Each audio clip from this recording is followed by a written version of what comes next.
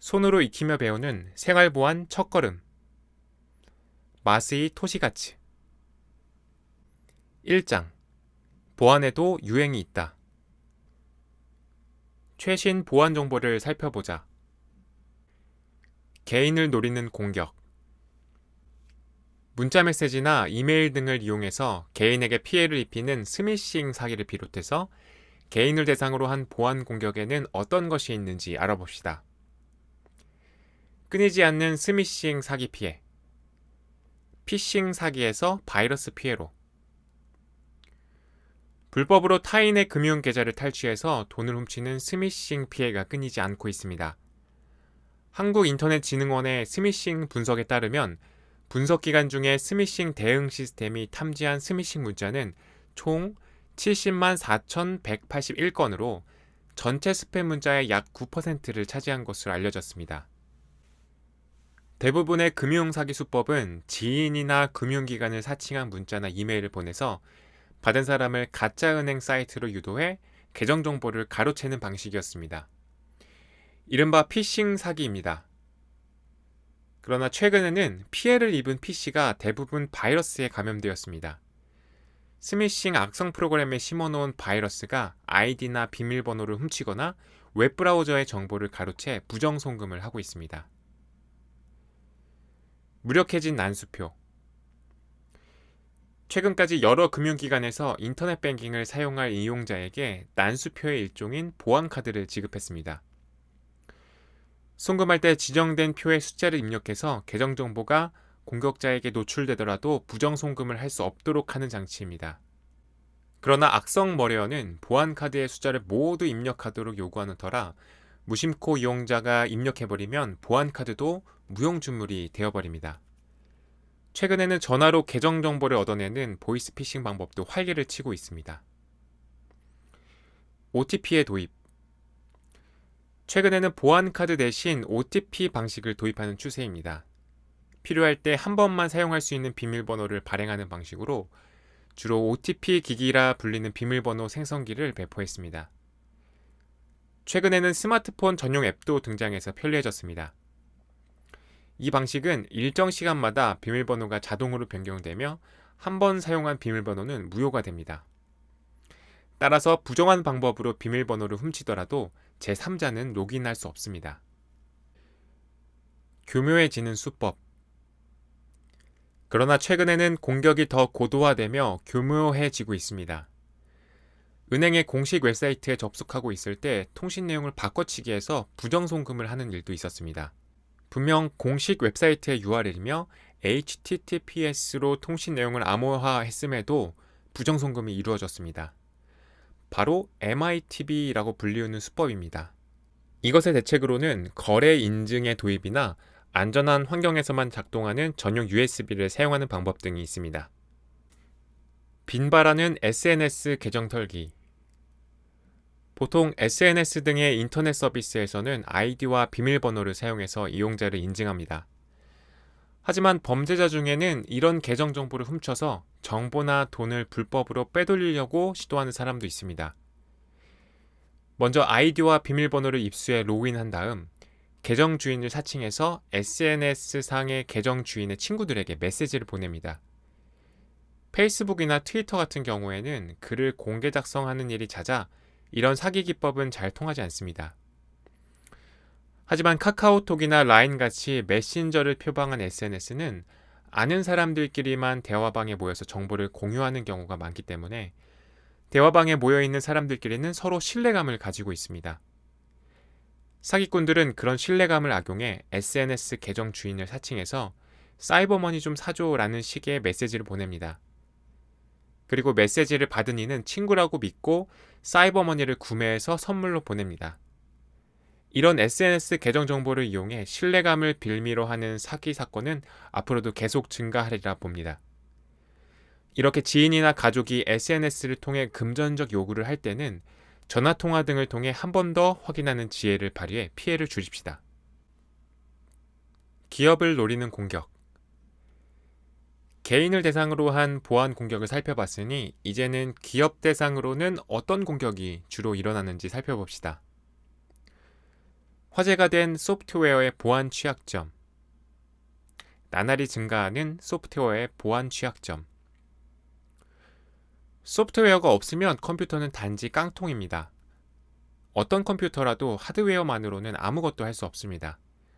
그 위에서 동작하는 소프트웨어에 의해서 편리한 시스템이나 서비스가 생겨나는 거죠. 하드웨어든 소프트웨어든 사람이 만드는 터라 사람의 실수에 의한 오류로부터 완전히 자유로울 수 없습니다. 그 중에서도 정보 보안상의 결점이 있는 것을 보안 취약점이라고 합니다. 윈도우나 어도비 플래시, 어도비 리더 등 일반인이 자주 사용하는 소프트웨어에도 매달 보안 취약점이 발견되고 있으며 서버에서 동작하는 소프트웨어에도 보안 취약점이 많이 발견되고 있습니다. 보안 취약점은 점점 늘어나고 있습니다.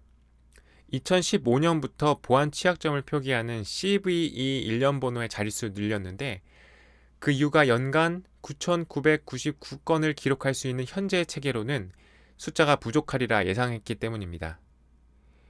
연간 1만 건 이상의 보안 취약점이 보고되리라 예상했다는 거죠. 보안 패치의 적용 상황. 이런 보안 취약점이 발견되면 발견된 소프트웨어의 제공원은 보안 패치를 제공합니다. 그러나 보안 패치의 적용 상황을 보면 평소에도 매일 보안 취약점을 확인하고 패치를 적용한다고 대답한 기업은 70%에 미치지 못하는 수준입니다. IPA는 보안 패치를 적용하지 않은 이유를 조사했는데 보안 패치를 적용함으로 인해 발생할 수 있는 악영향을 피하기 위해서라는 답변이 약 70%로 많은 비중을 차지했습니다. 또한 보안 패치의 평가나 적용에 많은 비용이 들기 때문에 라는 이유가 17%를 넘는 등 적용해야 하지만 비용이 너무 많이 든다는 현실적인 문제를 짚어볼 수 있었습니다. 가짜 웹사이트 피해. 요즘에는 웹사이트를 운영하지 않는 기업을 찾아볼 수 없을 정도로 많은 기업이 자사의 웹사이트를 운영하고 있습니다. 기업의 업무 내용을 소개할 뿐 아니라 상품이나 서비스를 제공하는 등 고객과 만나는 창구로도 효과적으로 활용하고 있습니다. 이렇듯 웹사이트를 활발하게 이용하는 추세이기에 가짜 웹사이트에 의한 피해 또한 늘어나고 있습니다. 기업의 얼굴이라고도 할 수 있는 웹사이트가 공격당해 가짜 사이트로 변질되면 기업 활동이 정지될 뿐 아니라 비밀 정보의 누출, 고객 신뢰도의 하락 등 치명적인 피해를 입을 가능성이 있습니다. JPCERT의 조사에 의하면 보고된 사건의 발생 건수는 감소 추세에 있지만 실제로는 관리자가 눈치도 채지 못한 경우나 발각되었지만 보고되지 않은 사례도 많을 것으로 보입니다. 보안 사례별 사건 발생 건수의 추이. 개인정보 유출 건수. 보안 사건이라는 단어를 듣고 가장 쉽게 먼저 떠올릴 수 있는 것은 바로 개인정보 유출이겠죠.